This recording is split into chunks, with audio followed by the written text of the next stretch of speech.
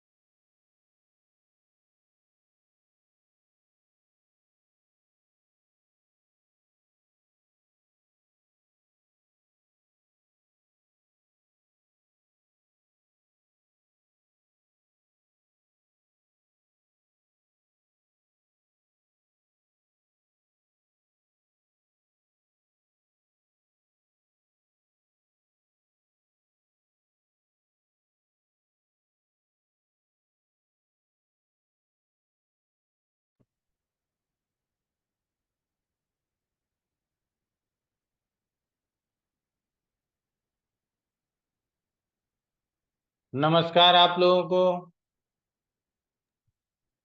प्रणाम गुरु जी, बदलानी बोल रहा हूँ। प्रणाम गुरु जी। नमस्कार। गुरु जी प्रणाम। प्रणाम अलका जी। प्रणाम कल्पना जी। प्रणाम मिली। नमस्ते गुरु जी। नमस्ते।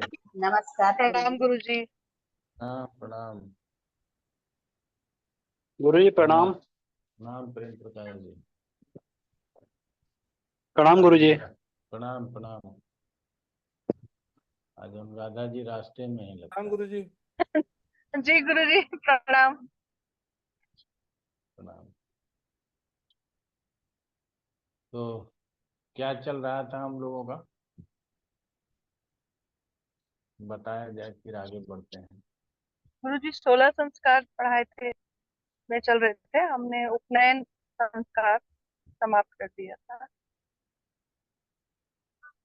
कभी कभी हमको लगता है कि मुहूर्त पढ़ रहे हैं, क्या जरूरत है, क्या आजकल लोग इसकी आवश्यकता नहीं के बराबर मानते। हाँ, जिस हिसाब से हो, मतलब आजकल लोग ईश्वर के प्रति श्रद्धा या जो भी कह लीजिए बढ़ गया है। हर तीर्थ स्थलों पर आप आराम से पूजा पाठ नहीं कर सकते, बहुत रस का सामना, बहुत भीड़ का सामना करना पड़ता है।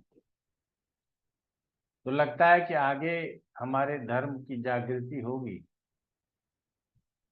और पुनः स्थापना होगी और लोग मुहूर्त आदि के विषय में भी रुचि लेंगे और पूछेंगे। तो हम गुरु जी लोगों को आवाज कम आ रही है आपकी, मुझे ही आ रही है। पहले से ही तैयारी कर लेनी चाहिए। ठीक है ना?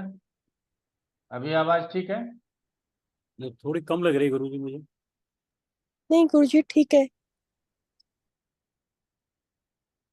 अब ठीक हो जाएगी, अब 100% कर दिया। ठीक है ना? तो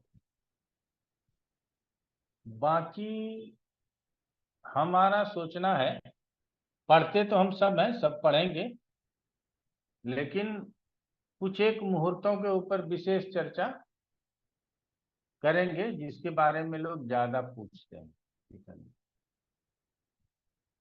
तो बात याद आया, मिली से कन्वर्सेशन हुआ था। मिली बैठ जाए आराम से तो 2 मिनट बात कर रहे हैं उससे। आशुतोष प्रधान जी, बताइए आपके मन में क्या प्रश्न आ गया? गुरु जी, ये अक्सर ये देखा जाता है कि दग्ध तिथि होता है, दग्ध। जी, तो ये दग्ध तिथि, दग्ध तिथि बता देंगे आपको जब। हाँ, उसमें क्या हमको कुछ काम करना चाहिए और कैसे, मतलब वो क्या पंचांग में लिखा रहता है कि दग्ध तिथि है, वो थोड़ा हाँ गुरु जी हाँ, बता। वो बता देंगे। कुछ चीजें बहुत उपयोगिता नहीं है, लेकिन जानना चाहिए, बता देंगे आप। वैसे गुरु जी मुहूर्त चिन्ह। दग्ध तिथि, सॉरी। हाँ बोलिए बोलिए अनुराधा जी, कोई दिक्कत नहीं। गुरु जी दग्ध राशि का प्रयोग ज्यादातर जेमिनी ज्योतिष में किया जाता है। अच्छा, कोई बात। दग्ध का, हाँ क्योंकि वो दो राशियां होती हैं जो जातक के जीवन में सबसे ज्यादा कठिन राशियां कही जाती हैं। क्योंकि दग्ध का मतलब आग होता है, अग्नि। तो वो हाँ, जलाती हैं वो पूरा। वो धनु और सिंह राशि। दग्ध, ठीक है। जी जी। आप और गुरु जी प्रत्येक जातक की कुंडली की अलग दग्ध राशि होती है। जरूरी नहीं कि हो धनु सक और सिंह हो। हो सकता है वो, लेकिन जी जी। ज्यादातर धनु सिंह को बोलते हैं। आगे बढ़ते हैं। तो हमारा कहना है दस तिथियों को भी पढ़ेंगे, यहाँ तिथियां अलग से हैं। और हमने कहा कि मिली ने कहा भी कि गुरुजी बोल रहे हैं कि पाताल में है भद्रा, इसीलिए ज्यादा लोगों को प्रभाव करेगा। तो मिली ऐसे लोग स्वयं अपने बताए हुए बातों को सही साबित करने के लिए कई झूठ बोलते हैं। ठीक है ना? अगर आपने सच बात बोल दिया तो आपको कुछ करने की जरूरत नहीं है। यदि आपने झूठ बोला है तो आपको कई झूठ बोलने की जरूरत पड़ेगी, ठीक है ना। और हम लोग मुट्ठी भर लोग हैं, हम लोगों से कुछ होगा नहीं। होगा, जन जागरण होगा, अपने आप होगा, जानेंगे लोग। आज के 10 साल बाद हो सकता है कि सभी लोग ये जान जाएंगे कि पाताल लोक में भद्रा होता है, रक्षाबंधन में भद्रा नहीं मानना। हमारे फेसबुक पे एक ने जो संस्कृत का श्लोक लिखा है वो मैं ढूंढ रहा हूँ, वो कहीं से मिल जाए तो मैं इसको भी देखूंगा। उसने लिखा है कि नहीं, पाताल लोक में फिर भी श्रावणे और किसी महीने में माना जाएगा, उसको समझना मुश्किल है।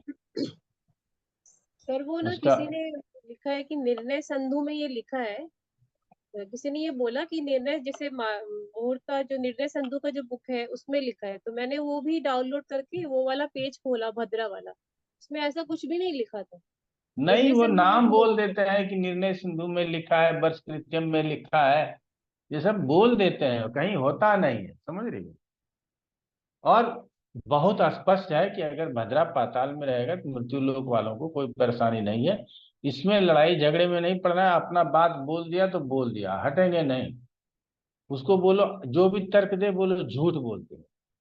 बोलेगा ये श्लोक यहाँ लिखा हुआ है तुम पढ़ो, हमको मूर्ख चिंतामणि से ही ज्ञान लेना है, अन्य पुस्तकों की बात नहीं करनी। कि निर्णय सिंधु से पहले मुहूर्त चिंतामणि, मुहूर्त चिंतामणि निर्णय सिंधु के बाद का नहीं है। निर्णय सिंधु बनाया गया कि आपस में कोई ज्यादा टकराहट ना हो, इसीलिए निर्णय सिंधु आया, उपलब्ध हुआ कि हम लोगों ने ये विचार माना। लेकिन अब निर्णय सिंधु के विचार को भी मानने वाले कई लोग नहीं है, ठीक है ना। इसीलिए इस पर विवाद में पड़ने से अच्छा है कि बोल करके निकल गए कि हम लोग तो मानेंगे, और हम अपने घर में तुमको जो आप लोगों के विश्वास के लिए बता देना चाहते हैं कि 11:30 बजे मैंने रक्षाबंधन कर लिया था, हमें 1:30 बजे का इंतजार करने का जरूरत नहीं था। ठीक है गुरुजी ना। मैंने अपने सॉरी गुरुजी मैंने अपने बोलिए। पड़ोसी को बताया कि सुबह से आप राखी बंधवा सकते हैं, मेरे कहने पे तो बंधवा लिया, लेकिन बाद में कह रहा था कि पंडित जी आप झूठ बोले, हम 1:30 बजे से टीवी पे बता रहे हैं ज्योतिष लोग शुभ मुहूर्त है, आप सुबह में बंधवा दिए हमको। बोले तू टीवी वाले को मानो, कौन कह रहा था कि मुझे मानो, ठीक है ना। जी बाकी हम ये नहीं कहते हमारे घर में, मैं दूसरे घर की बात क्या कहूँ। हमारे घर में, हमारे ससुराल में लोग इंतजार किया कि 1:30 बजे के बाद मनाएंगे।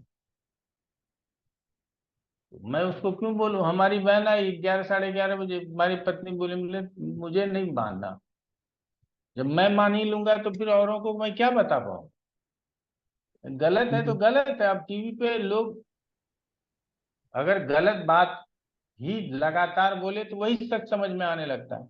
सब एक ही बात बोलना शुरू कर, और होता क्या है, आप लोग देखते होंगे कि अब तो मैंने कोशिश करना प्रारंभ किया है, मीनू को बोला है कि थोड़ा थोड़ा बोलना शुरू करो। ये ट्रांजिट पे बोलना है, ट्रांजिट पे परहेज नहीं करना है, राशि पे नहीं बोलना, वो ठीक है, ट्रांजिट पे बोलना है। मंगल ट्रांजिट करेगा 26 तारीख को, ये हो जाएगा, वो हो जाएगा, ऐसे हो जाएगा, वैसे हो जाएगा। अब लगे जमाना लूटने, ठीक है ना।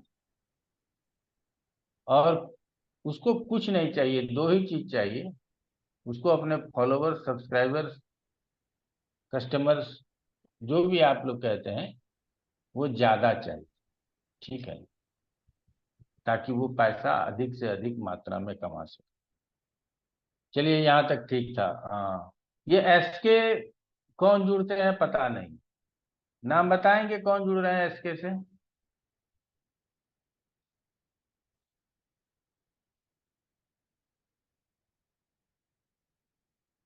अब देखिए स्थिति क्या है, हमारे क्लास में है, मैं 3 दिन से पूछ रहा हूँ, नाम नहीं बता रहे।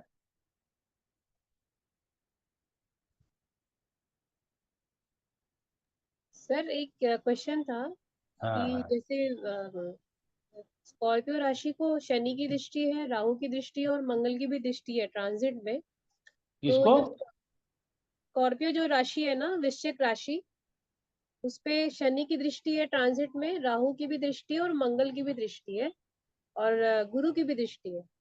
तो जो भी जुपिटर किसी का कोई ग्रह अगर स्कॉर्पियो साइन में बैठा है, वृश्चिक राशि में बैठा है, तो और उसकी दशा चल रही है, तो वो तो पीड़ित हो जाएगा ना।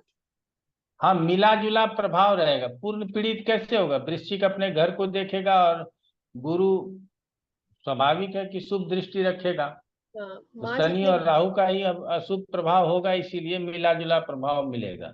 अगर यहाँ शनि और मंगल और गुरु नहीं देखता तो बहुत बुरा प्रभाव मिलता। तो जिसकी मंगल की दशा हो रही है उसकी उस पे भी वही मतलब मिला जुला प्रभाव की तरह। जी, मिला जुला प्रभाव मिलेगा। ठीक। तो जी अनुराधा जी बताइए।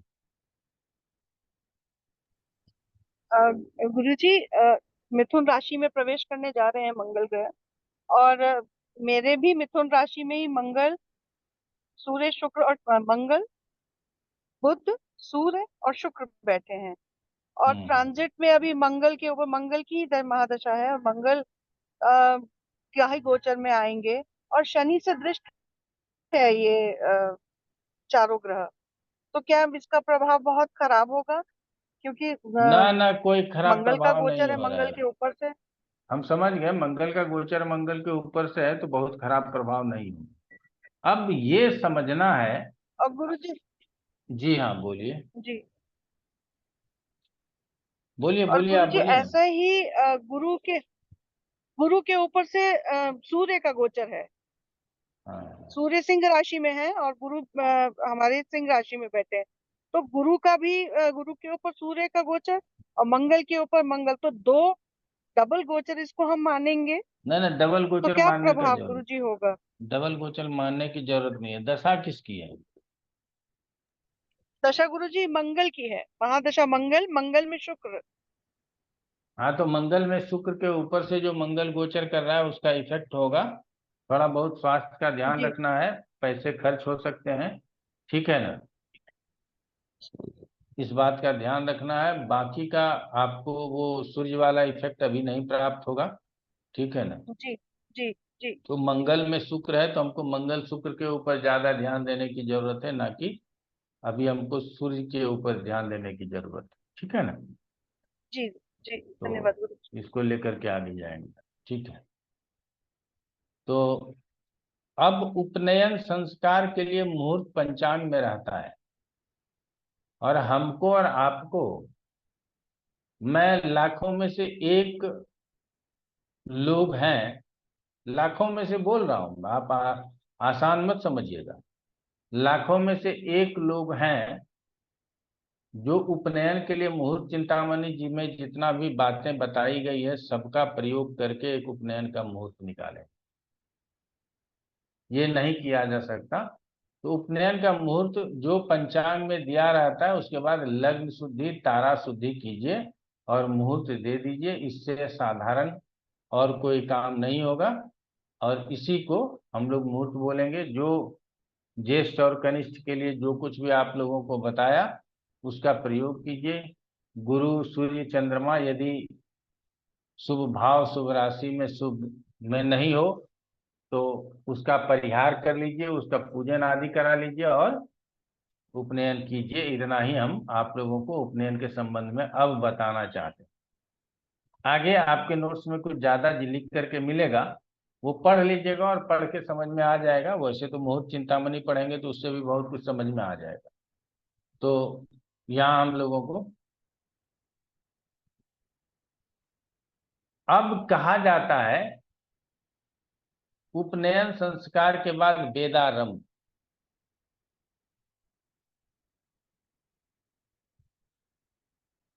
तो गुरु तो हमको उपनयन में मिल ही गया, उसमें आचार्य बनते हैं लोग, गुरु बनते हैं, ठीक है ना?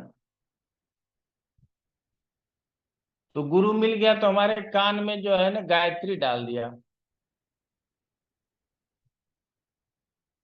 कान में ही कई बार बोलते हैं कान में गायत्री डालो, कान में गायत्री बोलते हैं। आचार्य को वही बनेंगे जिनको गायत्री बोलना कम से कम आना चाहिए। और गायत्री डाल दिया तो वेद तो हमारा शुरू हो गया। वेद माता तो हम गायत्री को ही मानते हैं ना। तो वेदारंभ तो हमारा उपनयन में शुरू हो गया अपने आप, उसके लिए कोई संस्कार कराने की जरूरत पड़ी नहीं। अब आगे हम वेद पढ़ें या स्टैंडर्ड में जाए, स्टैंडर्ड 1 2 3 4 5 जो भी पढ़ते हैं, ठीक है ना, या पहले दूसरे तीसरी कक्षा में जाए, वो हमारी मर्जी है। लेकिन जो वेदारंभ करते हैं उनके लिए मुहूर्त, या हम अपने शिक्षा के लिए जो प्राइमरी के बाद की शिक्षा होती है लगभग, कि अब आप इतना जान चुके हैं कि अब आप गुरुकुल में जाएंगे और वहां शिक्षा प्राप्त करेंगे और वेद की शिक्षा प्राप्त करेंगे। तो उसके लिए जो मुहूर्त होता है वो साधारण रूप से उपनयन के साथ ही कर दिया जाता है। लेकिन इसका ये समय जो है देखना पड़ेगा कि उपनयन संस्कार यदि समय पर किया गया हो तो, और अगर उपनयन संस्कार समय पर नहीं किया गया है तो वेदारंभ को पहले कर लेना चाहिए, बाद में उपनयन होते रहेगा। हमने बताया है कि पढ़ने का तो उम्र निकल जाएगा ना, वेदारंभ का मतलब है वेद पढ़ना और कुछ नहीं। अक्षरारंभ अब आपने पहले अब से सुना हुआ है।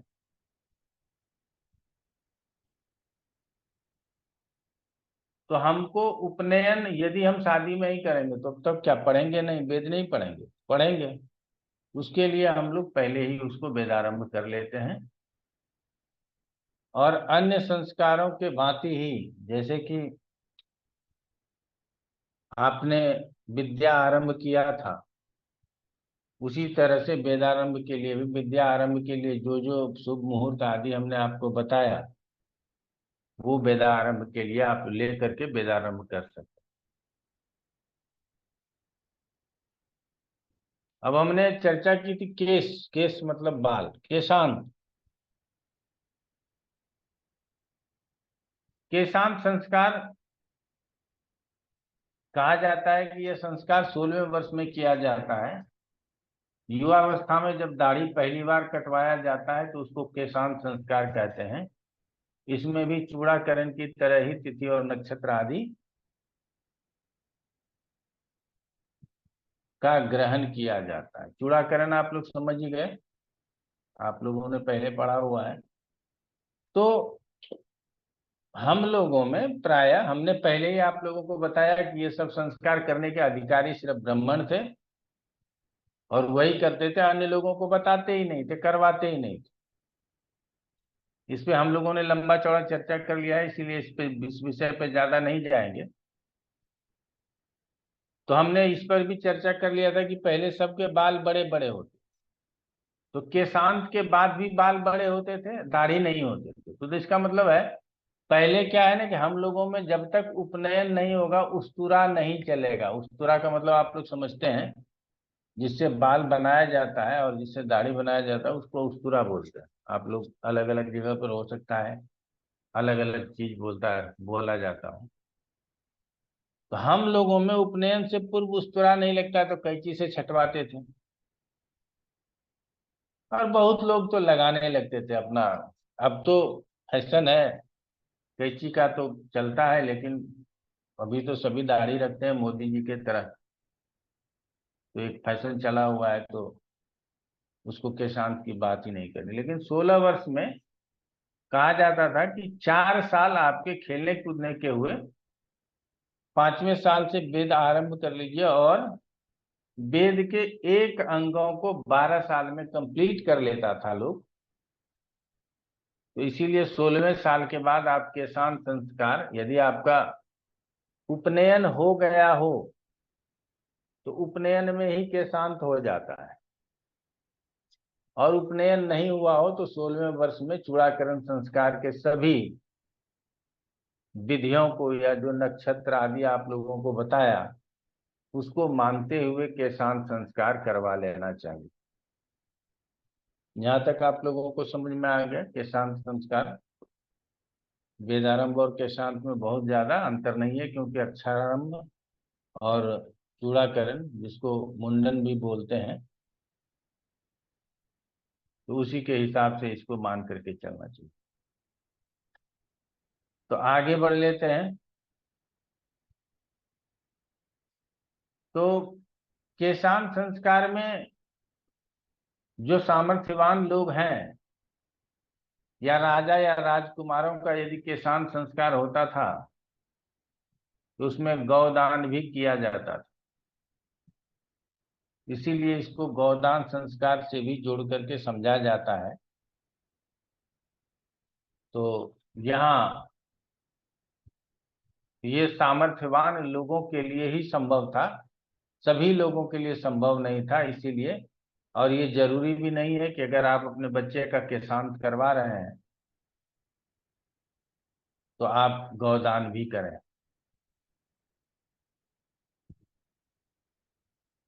अब एक संस्कार होता था समावर्तन संस्कार।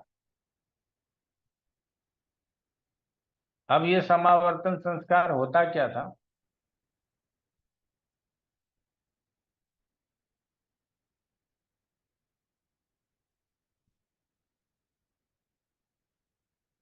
कि विद्यारंभ किया, वेदारंभ किया और समावर्तन किया, मतलब आपने अपनी पढ़ाई पूरी की। क्लियर हो गया? पढ़ाई आपने अपनी पूरी कर ली। तब तक आप कहाँ रहे? गुरुकुल में रहे। और गुरुकुल में जो परंपरा थी वो आप लोगों को पता है। गुरुकुल में मेल ही जाता था, पुरुष ही, राजकुमार के बच्चे या ब्राह्मण के बच्चे ही पढ़ने जाते थे। अन्य कोई लड़कियां वहां पढ़ने नहीं जाती, गुरुकुल में शिक्षा नहीं ले। उसके लिए घर पे गुरुजी आएंगे, वो शिक्षा दीक्षा दे देंगे, वो अलग है। लेकिन उसको अक्षारंभ वेदारंभ करने के बाद गुरुकुल में चला गया, और उसके बाद कभी गुरुकुल से वापस आया नहीं, या कभी वापस आया तो फिर गुरुकुल वापस चला गया। लेकिन जब फाइनली आचार्य करके वापस जाना है, अर्थात सारे पढ़ाई लिखाई को समाप्त करके घर वापस जाना है, और उसके बाद जो संस्कार होगा उसको समावर्तन संस्कार कहते हैं। समावर्तन संस्कार में होता क्या है? कुछ नहीं होता। आप गुरुकुल में ही हैं,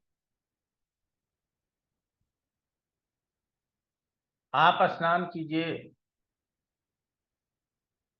पूजा पाठ कीजिए, गुरु को दक्षिणा दीजिए, क्योंकि आप अब गुरु जी से विदा लेंगे। तो ये सारा कर्म करने के बाद गुरु आपको बाद के जिंदगी में आप कैसे प्रवेश करेंगे उसकी शिक्षा देते हैं।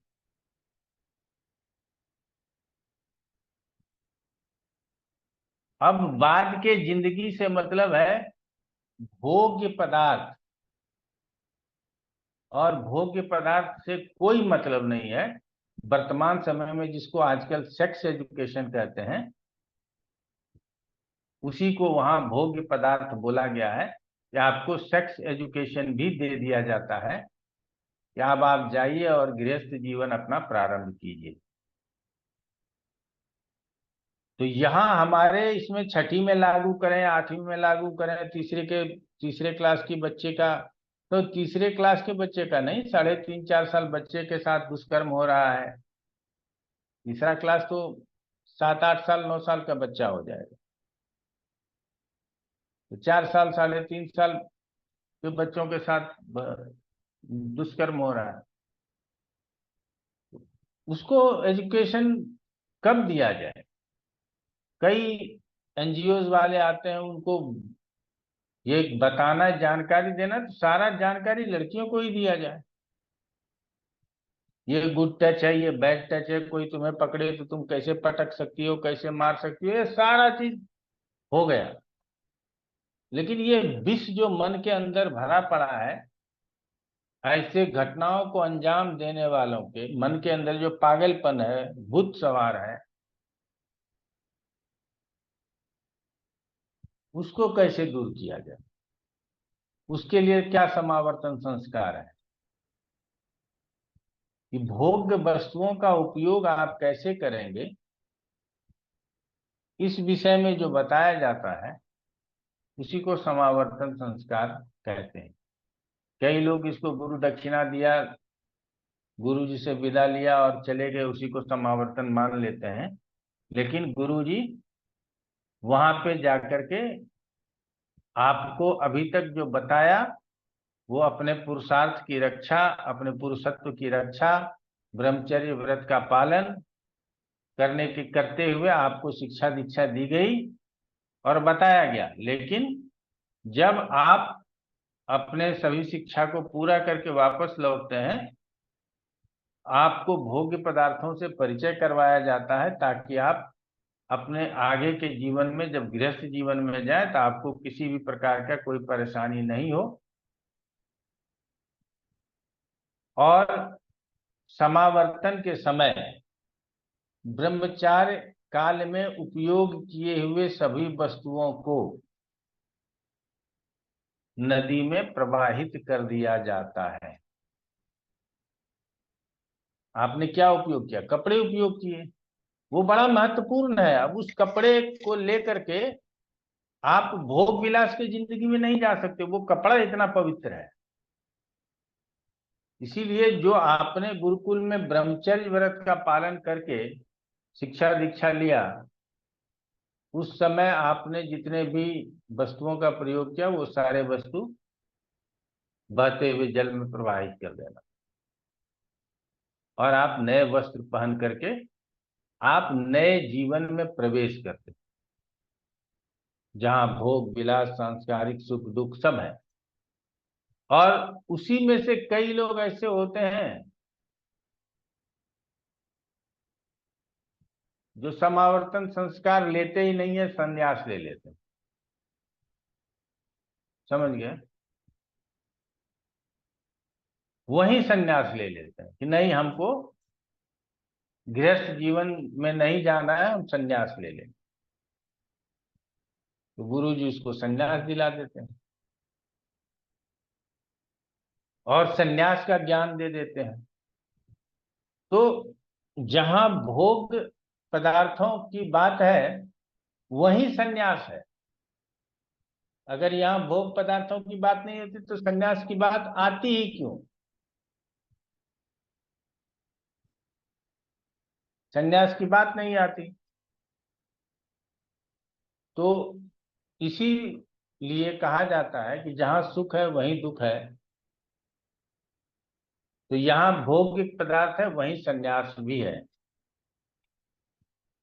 और जहां भोग है वहीं ब्रह्मचर्य भी है। तो आपको संन्यास की दीक्षा मिल जाएगी। गुरुजी आप आगे आपको संन्यास की दीक्षा दे देंगे, आप जीवन भर ब्रह्मचर्य व्रत का पालन करेंगे और संन्यास ग्रहण करके जीवन व्यतीत करेंगे। अब संन्यास के विषय में भी कभी बताएंगे आप लोगों को। संन्यास ग्रहण करना भी इतना आसान नहीं है, ठीक है ना? तो उसके विषय में भी बताए जाएंगे। तो समावर्तन संस्कार भी किस प्रकार का संस्कार है ये आप लोगों ने जान लिया होगा। यह आपके बच्चे को प्राप्त नहीं होता है, ठीक है ना? आपका बच्चा इधर उधर से समावर्तन सीख लेता है, अर्थात कौन सा वस्तु भोग का है कौन सा वस्तु भोग का नहीं है, वो हमारे बच्चे अपने से सीख लेते हैं। और उसके लिए वो 16 साल का इंतजार नहीं करते, वो कभी भी सीख लेते हैं। आज के एज में जहाँ गूगल ऋषि हो गया हो, वहाँ कभी भी सीखना सरल हो गया है, वो कभी भी सीख लेते हैं। तो समावर्तन संस्कार आप लोगों ने सीख लिया। अब उसके बाद आ जाता है कि जब भोग की बात आ ही गई तो फिर विवाह होगी। उसके बाद तो विवाह संस्कार ही होगा ना। तो उसके बाद विवाह संस्कार होता है, और विवाह संस्कार थोड़ा बड़ा होगा। इसको हम लोगों को 2-3 दिन लगेगा पढ़ने में, हम लोग आराम से पढ़ेंगे, कोई दिक्कत नहीं है। तो आज के बच्चों को हो सकता है, नहीं भी हो सकता है, हमारा दिमाग कहाँ तक जा सकता है या कहाँ तक लोगों को समझ सकता है कि भोग्य पदार्थों की जानकारी क्या सबको है या सब उससे अनभिज्ञ है और अलग अलग तरीके के रोग को पाल रखा है।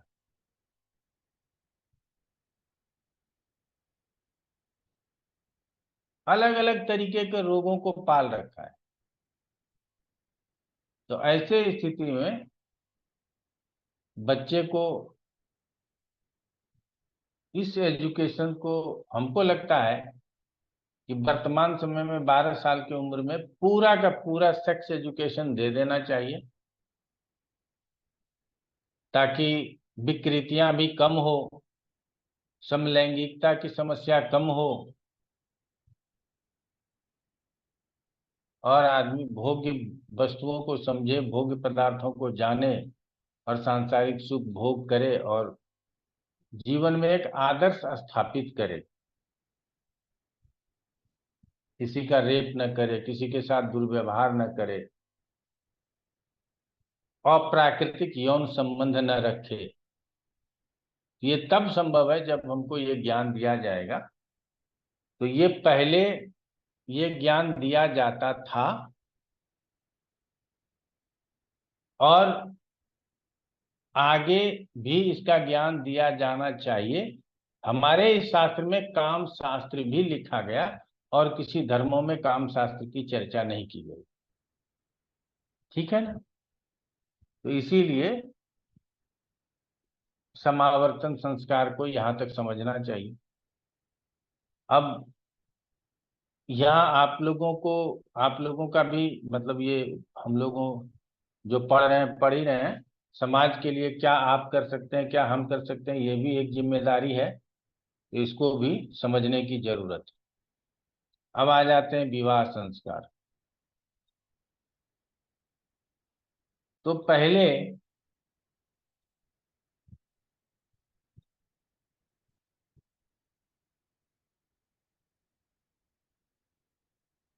विवाह आपका तभी होगा जब कोई कन्यादान करेगा,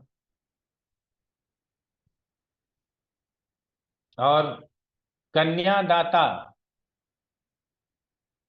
दानकर्ता का पगड़ी कितना ऊंचा होना चाहिए, शास्त्र तो यही बताता है। आप 2 रुपया दान करते हो, किसी भिखारी को देते हो, तो आप सोचते हो कि मैंने इतना बड़ा काम किया। मैं गंगा जल लाने के लिए गढ़मुक्तेश्वर चला जाता हूँ, पास में है, 50 लीटर भर के लाता हूँ। और जब वापस आता हूँ ना, स्नान करने के टाइम पे कुछ बच्चे परेशान करते हैं कि मैं भर के दे दूंगा, 10 ही रुपया देना। और मैं स्नान करता हूँ, फिर गंगा जल भरता हूँ। बच्चे कूद काट के भर देंगे इधर से उधर। अब थोड़ी श्रद्धा कम होती है, इसीलिए अपने हाथ से करता।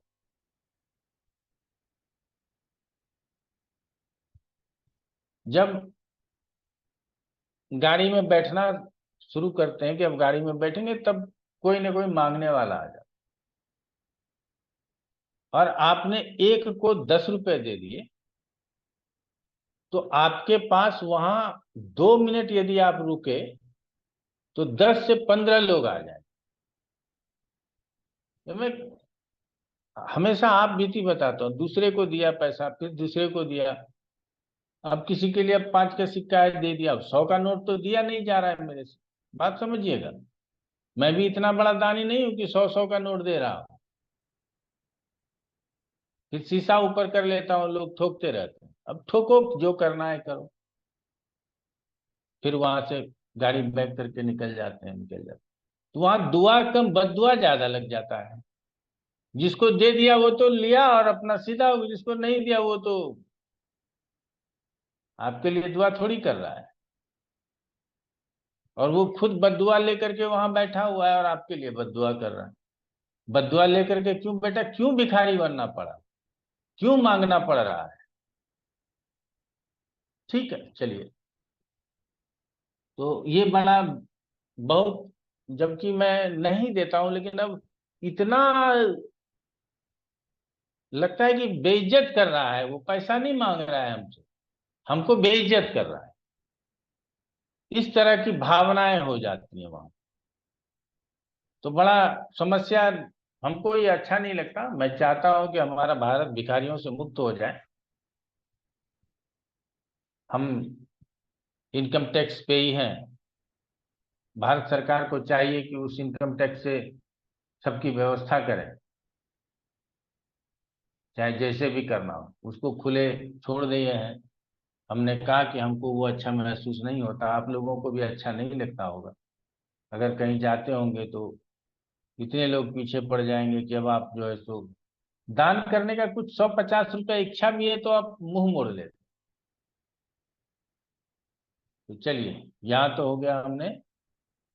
अब विवाह संस्कार के लिए कहा गया है कि 8 प्रकार का विवाह बताया गया है। तो कन्यादाता के ऊपर जा रहे थे।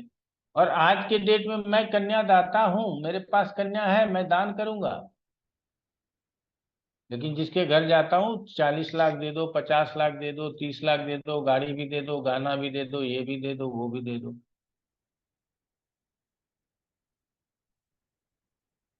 और समाज में ये कुप्रथा चल पड़ी है, हमारे समाज में ज्यादा है, जिसको आप मना नहीं कर सकते। और उसके बाद भी पगड़ी उतार करके ना लड़के वाले के चरणों में रख दीजिए।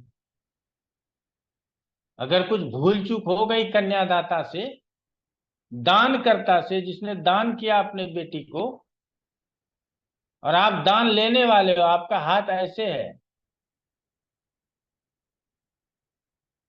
और उसके सामने कन्यादाता अपनी पगड़ी उतार करके खड़ा है, क्या क्या लाभ मिलेगा उसको?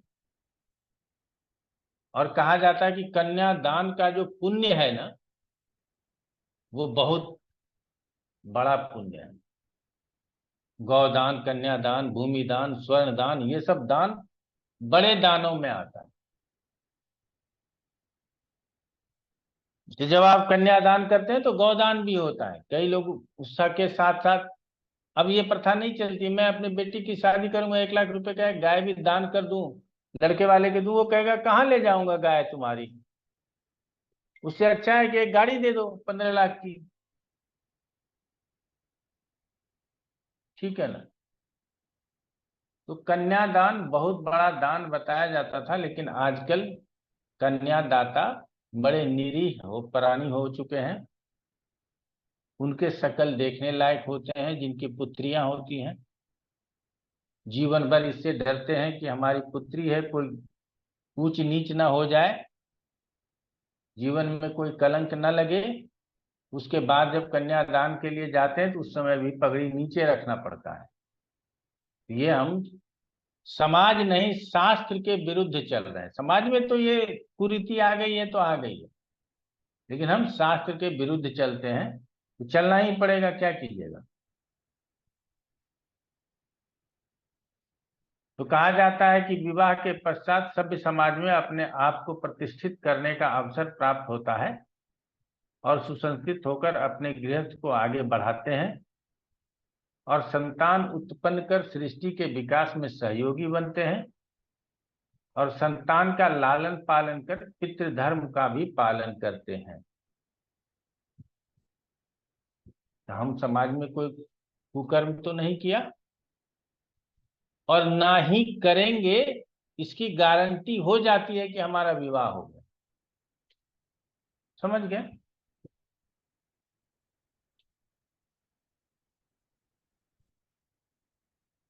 नहीं हुआ तो कर सकते थे, हो गया। अब हम, हमारा दायित्व है कि हमारी पत्नी हमारे घर में है, हमको संतान की उत्पत्ति करना है, सृष्टि का संचालन करना है और संतान को पढ़ाना लिखाना, आगे बढ़ाना है, पितृ ऋण से मुक्ति लेनी है, पिता का जो धर्म है उसको पूरा करना है। तो हम एक सामाजिक व्यक्ति कहलाएंगे, व्यभिचारी नहीं कहलाएंगे।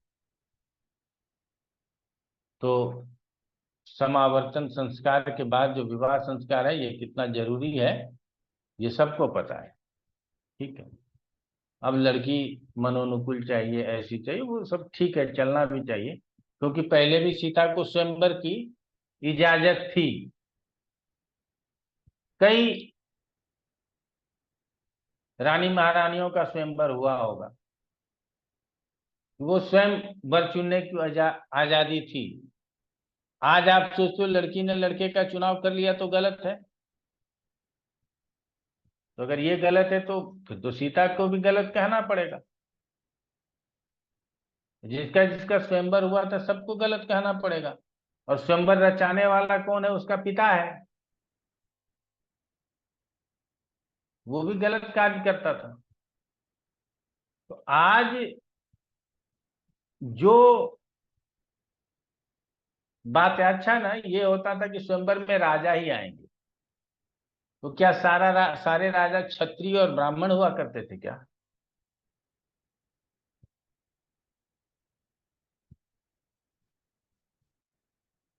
लेकिन स्वयंवर में तो सब आता था।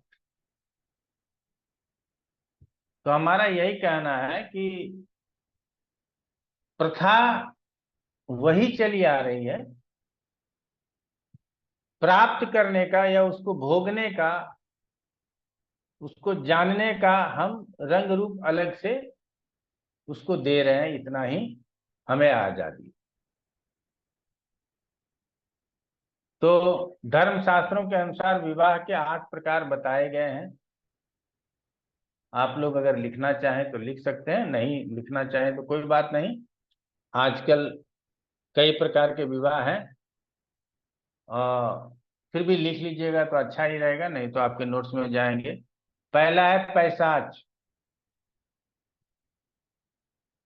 पिशाच भी बोलते हैं, तो पैशाच। दूसरा है राक्षस विवाह,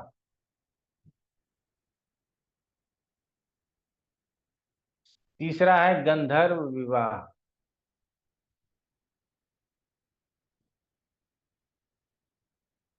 चौथा है आसुरी विवाह,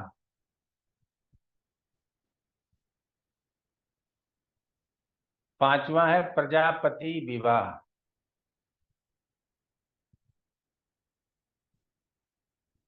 छठा है आर्ष विवाह, सातवां है दैव विवाह, और आठवां है ब्राह्म विवाह।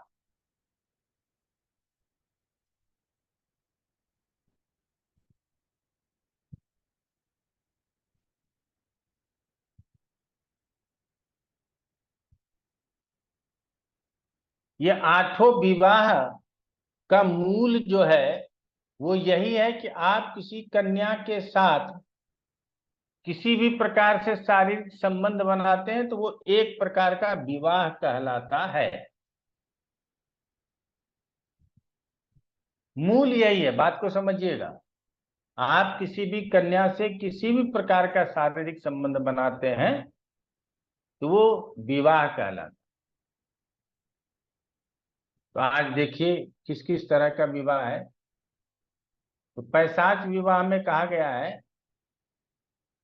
कि सोई हुई अवस्था में कोई कन्या हो या उसको बेहोश आपने कर दिया हो, बेहोशी की अवस्था में हो, छल पूर्वक किया गया बलात्कार पैशाच विवाह कहलाता है।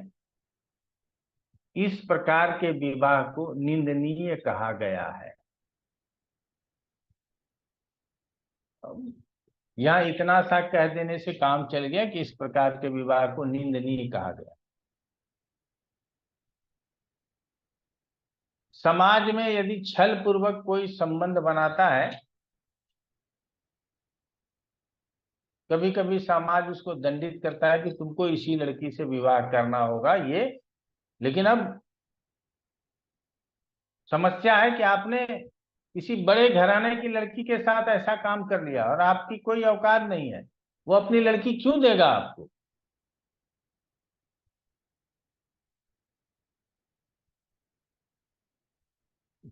तो ऐसे केस में शब्द विवाह का है, काम वर्तमान समय में बलात्कार का है तो बलात्कार ही कहलाएगा, विवाह नहीं कहलाएगा। आगे देख लीजिए, राक्षस विवाह। किसी कन्या को उसकी इच्छा के विरुद्ध तथा उसके माता पिता व सगे संबंधियों के विरुद्ध अपहरण किया गया विवाह राक्षस विवाह कहलाता है। यह विवाह भी निंदनीय है।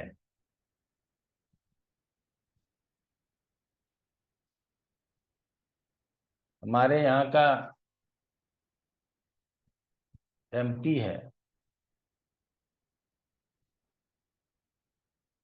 उसने किसी एमएलए की बेटी को उठा लिया और अपने साथ रख लिया,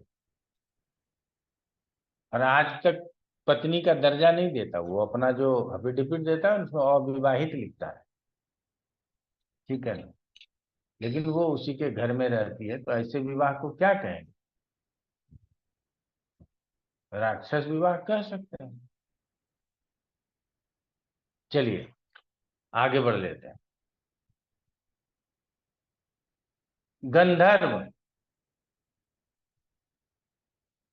कोई भी स्त्री पुरुष काम वासना के वशीभूत होकर एक दूसरे से विवाह करते हैं, उसे गंधर्व विवाह कहते हैं। ये ठीक है।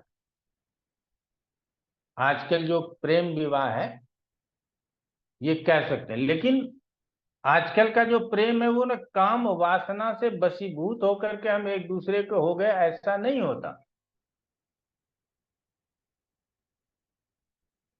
लड़की जज करती है या लड़का जज करता है कि लड़की मेरे लिए फेवरेबल है कि नहीं है, पढ़ाई लिखाई कैसी है, शादी के बाद नौकरी करेगी कि नहीं, लाख रुपए हम कमाएंगे, लाख रुपए पत्नी कमाएगी, इनकम 2 लाख हो जाएगा तो ज्यादा तरक्की करेंगे। सब सोच विवाह सोच समझ करके प्रेम करता है।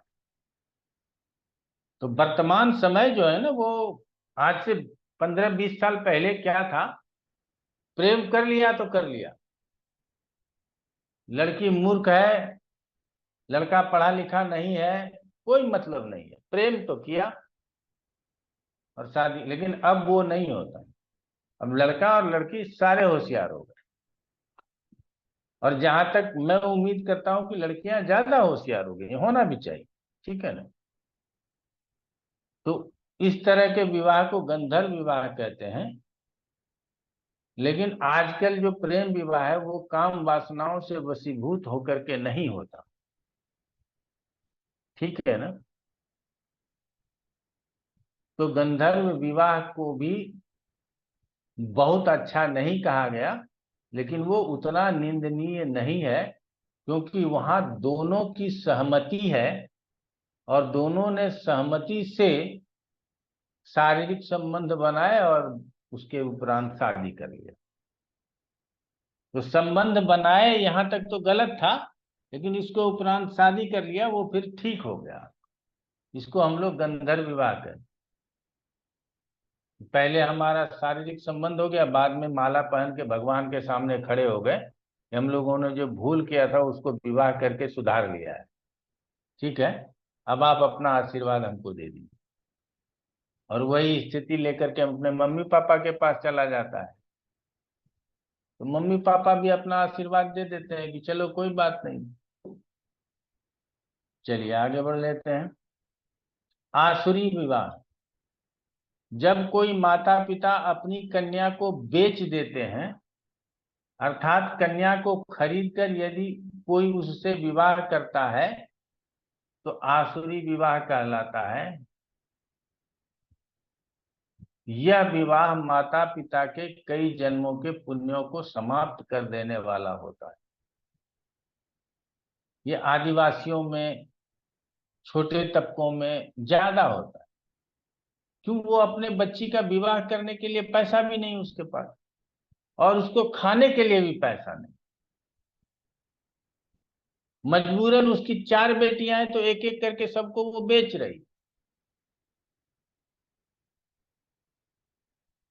और जिसकी शादी नहीं हो रही है, बहुत ऐसे लड़के हैं हमारे नजर में, 10-20 लड़के हैं जो 40 साल का हो गया, उसकी शादी नहीं हो रही।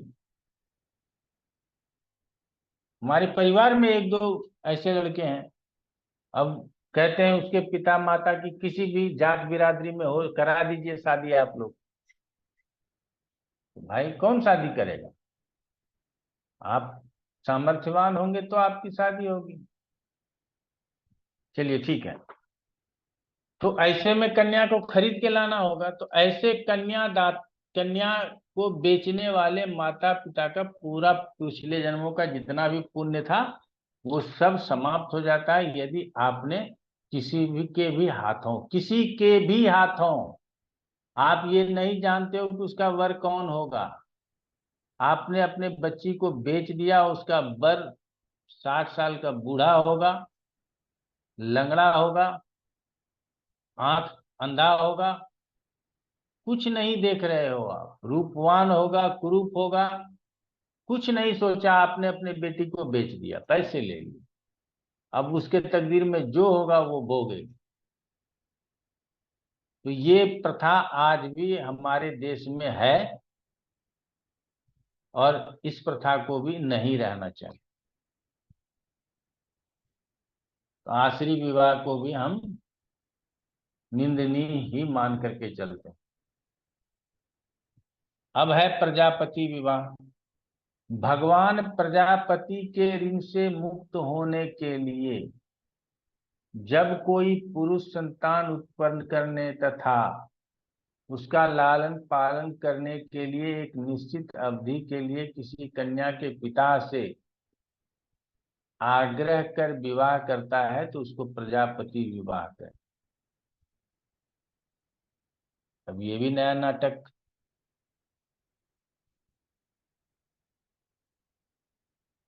उसको जो सृष्टि का नियम है कि आपको बच्चा पैदा करना है, और उसमें भी लिखा गया है पुत्र पैदा करने के लिए, पुत्री नहीं,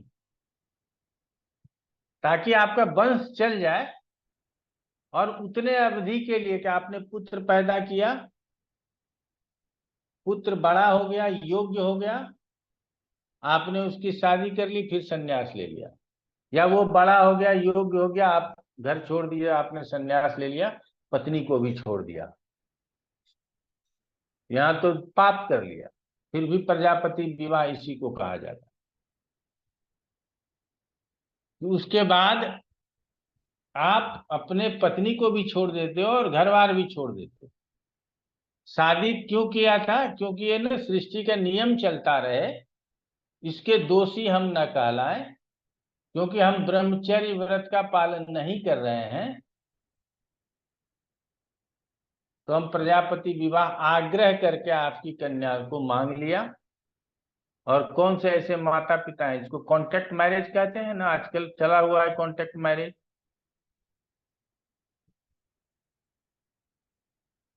लिविंग रिलेशनशिप और कॉन्ट्रैक्ट मैरिज दोनों चला हुआ है कि भाई बच्चा पैदा कर देना, तुम चली जाना। विदेश में क्या चला हुआ है कि पीआर हो जाएगा, तुम डिवोर्स दे देना। मतलब अगर हम किसी विदेशी लड़की से शादी करते हैं, वो कनाडा में, ऑस्ट्रेलिया में, अमेरिका में, इंग्लैंड में, अगर कई ऐसे क्राइटेरिया हैं जहाँ की उस लड़की से शादी करेंगे तो हमको वहां का ग्रीन कार्ड मिल जाएगा, परमानेंट रेजिडेंशिप मिल जाएगा। तो हमने उससे शादी कर लिया, कोर्ट में प्रस्तुत कर दिया, हमको रेजिडेंशिप मिल गया, बाद में हमने उसको तलाक दे दिया। तो आजकल ये प्रजापति विवाह के अंतर्गत आ जाएगा, ठीक हो गया। कॉन्ट्रैक्ट मैरिज किया कि इतने दिन के लिए जो है सो आपके साथ हमारी शादी रहेगी। अब इस बीच आपने पति पत्नी के जैसा जीवन जिया नहीं जिया, उससे कोई लेना देना नहीं, ठीक है ना। तो ये इसको जो भी शादी मानना है आप लोग मान सकते हैं, ये चला हुआ है। आर्ष गौदान हेतु 1 या 2 गाय लेकर किसी पुरुष को अपनी कन्या से विवाह करने की अनुमति देना आर्ष विवाह कहते हैं। इस विवाह में लेन देन होता है, लेकिन लेन देन यह गौदान हेतु किया जाता है, इसलिए यह निंदनीय नहीं कहा गया है।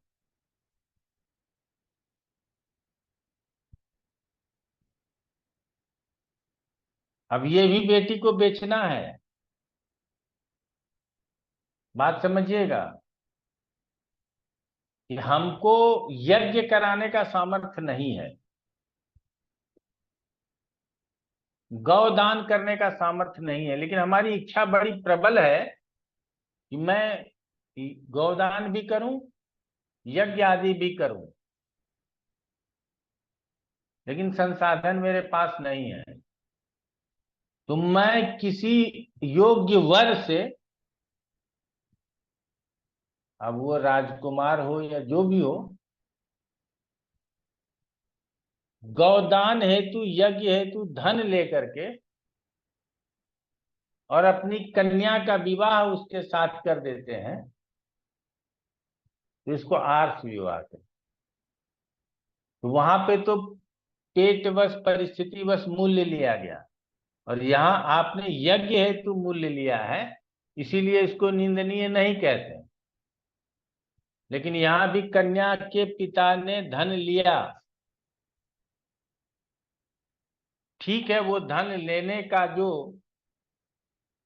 तरीका है वो तरीका है कि उस धन को वो पुनः दान करेगा, लेकिन दान करना ही था तो आप अपना पैसा जमा कर लेते ना। कौन बोला जिंदगी भर दूसरों के लिए निस्वार्थ भाव से सेवा करना?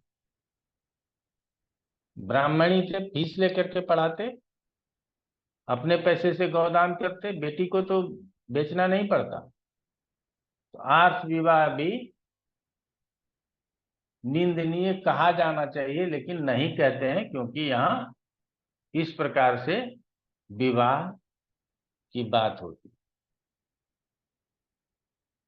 अब दैव विवाह, कन्या का पिता अपनी कन्या उस ब्राह्मण को दान में देता है जो ब्राह्मण उसके लिए यज्ञ किया होता है।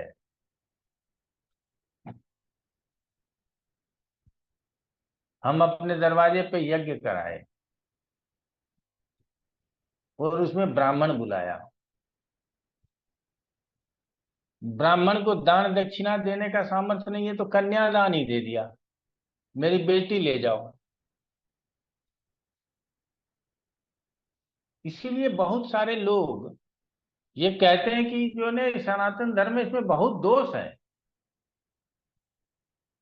लेकिन इसकी व्याख्या अलग से की जानी चाहिए और होनी चाहिए। कभी फुर्सत रहा जीवन में तो आप लोगों को बताएंगे कि उसने यज्ञ करवाया और उसको दान देना था, और दान की क्षमता न होने के कारण उसने अपनी कन्या को ही दान कर दिया। इसका मतलब है कि आपको आपसे जो कार्य करवाया गया उस कार्य के हेतु जो कर्ज, जो ऋण उसका बनता था, वो ऋण उसने चुकता किया, ऋण लेकर के वो नहीं गया। ऋण लेकर के मरना बहुत बड़ा पाप है। इसलिए आप लोग जिन लोगों के पास भी किसी का ऋण हो, 1 रुपया हो तो बुला करके वापस कर दीजिए, ये पकड़ो भैया। गलती से भी हिसाब में 1 रुपया आ गया है तो ये दे दो, छुट्टी करो, सोचना दान कर दिया। ऋण लेके नहीं मरना है, ठीक है ना। हमारे यहाँ 1100 रुपये देते हैं गुरुजी, हम फीस नहीं दे पाएंगे, हमारे घर में काम आ गया, मम्मी बीमार हो गई है, ये 1100 रुपये वापस करो, इसकी रजिस्ट्रेशन भी रोकना नहीं, ठीक है। तो आप लोगों ने दैव विवाह भी समझ लिया। अब है ब्राह्म विवाह। वर्तमान समय तक श्रेष्ठ विवाह कहा गया है, क्योंकि यहाँ कन्या का पिता योग्य वर को अपने यहाँ विवाह के लिए आमंत्रित करता है और बिना किसी लेन देन के दोनों पक्षों के माता पिता व सगे संबंधियों के सहमति से धार्मिक रीति रिवाज से किया गया विवाह ब्राह्म विवाह कहलाता है। अब इसमें भी बहुत झोल है, समझ गया। प्रथा बना दिए हैं, गोद भराई है, भात लेके जाना है, सीधा दहेज से ले लो। किसी न किसी रूप में लेन देन तो चलता ही चलता, ठीक है ना। अच्छा नहीं, यहां ये नहीं कहा गया कि, कहा गया है कि योग्य वर को अपने यहां। अब योग्य वर किस वर्ण में मिलेगा, किस जाति में मिलेगा, इसकी बात नहीं कही गई। शास्त्र अपने आप को बचा ले जाता है कि हम उस उलझन में न पड़े जहां की जवाब देना मेरे लिए मुश्किल हो, ठीक है ना। जाति तुमने बनाई, तुम भोगो, ठीक है ना। वर्ण हमने बनाया है, हमें कोई अपराध नहीं किया, ठीक है। जाति की चर्चा हमने महाभारत में भी की है, पुराणों में भी आई है। तो कर्म के आधार पर उसको जाति सूचक शब्दों से बुला लिया तो कोई दिक्कत नहीं है। मिट्टी का काम करते थे, नाम नहीं जानते तो कुम्हार भाई बताओ इस घड़े का कितना कीमत है, लोहार भाई बताओ ये हथौड़े का कितना कीमत है, सुनार भाई बताओ इस गोल्ड ज्वेलरी का कितना कीमत है।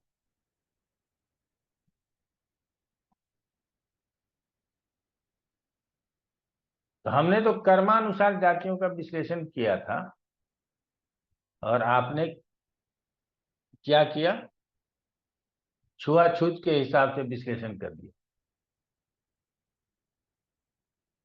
तो ये तो मानव की प्रथा है। तो आज हम लोग 8 विवाह को समझे, आप लोगों को पता होगा, नहीं पता होगा तो आज जान गए किस किस तरह का विवाह होता है। लेकिन फिर भी मन को संतुष्ट नहीं हुआ कि आज के विवाह को किस तरह से समझा जाए, ठीक है ना। अभी 1-2 जगह पे मैं भी बेटी के विवाह के लिए इधर उधर घूम रहा हूँ, तो कई जगह तो रुपए की ही बात आ जाती, और 1-2 जगह से आया कि लड़का लड़की एक दूसरे को पसंद कर ले, फिर हम लोगों में कोई दिक्कत नहीं आएगी, मुझे दान दहेज नहीं चाहिए। पहले तो ये हो जाएगा कि दान दहेज नहीं चाहिए, फिर होगा कि घूंघट पे इतना जेवर चढ़ता है, वो आप बनवा करके अपने बेटी को दे दीजिएगा, ठीक है। अगर हम उसको पैसा देते तो वो 10 लाख का जेवर देता, हमको बनवाना है तो हम 15 लाख का बनवाएंगे, ठीक है ना। और लड़के को गाड़ी का शौक है, गाड़ी दे दीजिएगा, बस हो गया, छुट्टी हो गया, 40 लाख रुपए तो डूब गए, ठीक है ना। तो कैसे बात पकड़ाएंगे, वो तो लेना नहीं है, कुछ नहीं, 1 रुपया नगद नहीं लेना, हम अपने दरवाजे अपना खर्च करेंगे, आप अपने दरवाजे अपना खरीदिए, 2 बटन पकड़ा दिए, टाँपते रहो अब आप, ठीक है ना। तो चलता रहेगा। तो हम लोग अभी तक विवाह को समझने का प्रयास किया, आगे विवाह मुहूर्त को समझेंगे, उसमें 10 प्रकार के दोषों को पढ़ेंगे, और दोष को हम पढ़ा ही देंगे, बड़ा मजा आएगा आपको पढ़ के, ठीक है ना। तो उस दोष को पढ़ेंगे। और विवाह संस्कार सबसे महत्वपूर्ण संस्कार है।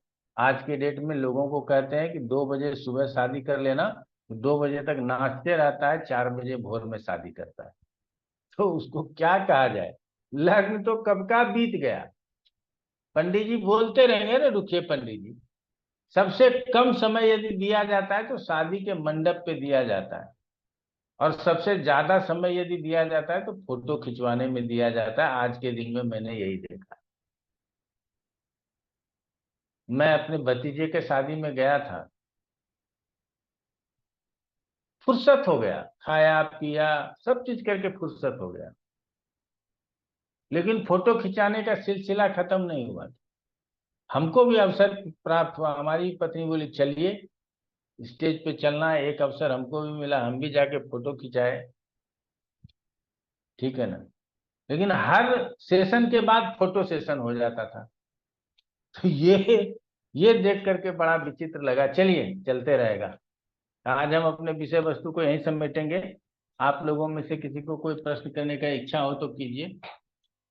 जी कुमार प्रवीण जी बताइए। गुरु जी प्रणाम। गुरु जी प्रणाम। जैसे इसमें मुहूर्त चिंतामणि में कुछ क्रय विक्रय के वो दे रखे हैं, नक्षत्र खरीदने के और बेचने के, तो वो हाँ तो रिलेवेंट है कुछ? हाँ रिलेवेंट है, रिलेवेंट। तो गुरु जी जो उसमें आपने पिछली बार पंचांग दिखाया था वो राजधानी वाला, उसमें जमीन खरीदने का मुहूर्त दिखाए गए थे। हम्म। तो वो जो मुहूर्त की डेट थी उसमें तो ये वाले नक्षत्र कोई पड़ता ही नहीं है, मैं उसको टैली कर रहा था। हाँ हाँ। तो ये कैसे संभव है फिर गुरु जी? तो क्रय विक्रय में जमीन ही का ही क्रय विक्रय करना है, ये जरूरी नहीं है ना। क्रय क्रय जी विक्रय वो कई तो एक चीजों जस्ट। का होता जी। है। आप उसको जमीन के लेन देन से जोड़ करके मत देखिए, उसका क्रय विक्रय अलग हो गया, उसको अलग से पढ़े। तो ये मतलब जनरल हो गया जैसे। यहाँ हर एक वस्तु के लिए अलग अलग क्रय विक्रय कहा जा सकता है। हमारा कहे ना, हमारा शास्त्र बहुत बड़ा है। जी मुहूर्त को ही पढ़ना इतना आसान थोड़ी है, आप लोग देख ही रहे हैं। ठीक है ना, जी बहुत चीज बाएं दाहिने छोड़ के चलते हैं। जी इतना ही लेके चलते हैं कि जितना आप लोगों को समझ में आया और जितना मैंने समझा है। ठीक है ना, जी गुरु। उसके बावजूद भी दिक्कत है। ठीक है ना। असीम सेन जी कहाँ से हाथ उठाए हैं क्लास में आज? असीम सेन, हाँ बोलिए असीम सेन जी। आज वीडियो ऑन नहीं किया है आपने, हाथ उठाया है, बोलिए। असीम सेन जी।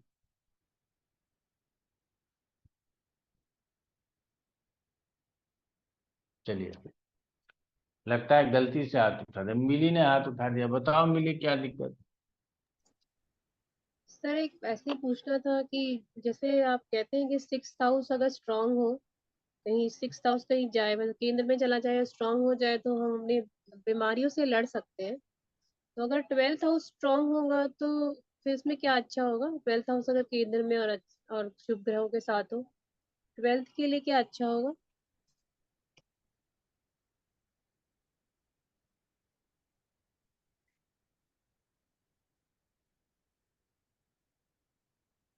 हम अपव्ययी नहीं होंगे, व्यर्थ की चिंता नहीं होगी, धन जहाँ खर्च करेंगे वो सदुपयोग में जाएगा, अर्थात धार्मिक तरीके से धर्म खर्च करेंगे, ये सब होगा। 12th का लॉर्ड यदि केंद्र में आता है, और हमने आप लोगों को सप्तम हाउस में 12th के बारे में बताया था कि द्वितीय का स्वामी और 12वें का स्वामी यदि केंद्र में हो तो जातक का वैवाहिक जीवन अच्छा होता है। ये मैंने पढ़ाया हुआ है। क्यों? क्योंकि द्वितीय का स्वामी यदि केंद्र त्रिकोण में होगा तो धन अच्छा होगा, और 12वें का स्वामी यदि केंद्र त्रिकोण में होगा तो शैया सुख अच्छा प्राप्त होगा। और विवाह के लिए ये दो महत्वपूर्ण चीज है। इसीलिए द्वितीय और द्वादश को लेकर के मैंने ये आप लोगों को पढ़ाया होगा। तो आज के भी विषय को इस संदर्भ में मिली समझ सकती। ठीक है। ठीक है सर। सर ऑपरेशन का भी कोई मुहूर्त होता है क्या?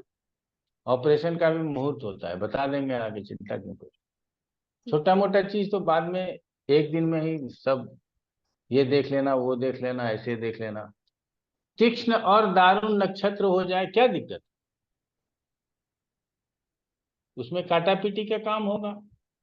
ठीक है ना। चंद्रमा 12वें भी हो जाए तो कोई प्रॉब्लम नहीं है, क्योंकि हॉस्पिटलाइजेशन के बगैर ऑपरेशन होगा नहीं। तो कुछ बातें बाद में अपने विवेक से समझने की जरूरत है। आशुतोष प्रधान जी।